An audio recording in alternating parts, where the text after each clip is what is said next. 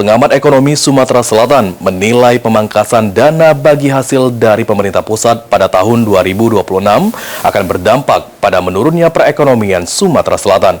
Untuk itu, pemerintah Provinsi Sumatera Selatan didorong untuk menggenjot sektor pertanian selain mengoptimalkan sektor pajak untuk menjaga stabilitas ekonomi daerah.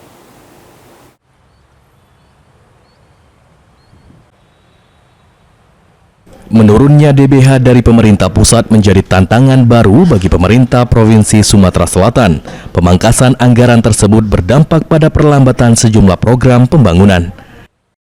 Menanggapi hal tersebut, pengamat ekonomi Sumatera Selatan, Sukanto, mengatakan, pemangkasan DBH akan sangat mempengaruhi struktur anggaran Sumatera Selatan dan ekonomi Sumatera Selatan.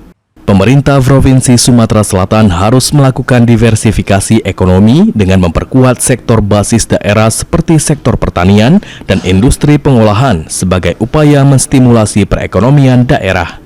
Selain mengoptimalkan sektor pajak bahan bakar kendaraan, pajak kendaraan, bea balik nama kendaraan bermotor hingga pajak air permukaan. Oleh karena itu, kita selalu wanti-wanti pemerintah daerah untuk melakukan diversifikasi ekonomi. Bagaimana caranya? Ya, kita harus memperkuat sektor basis kita. Kalau Sumsel kan ada pertanian, ya.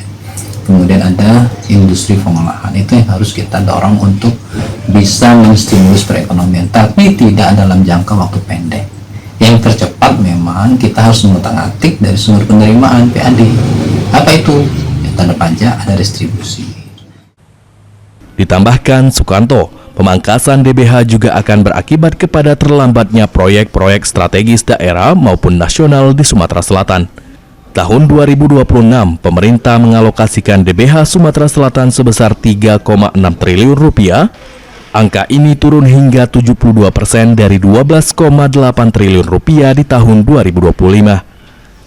Ilham Wahyudi, PAL TV.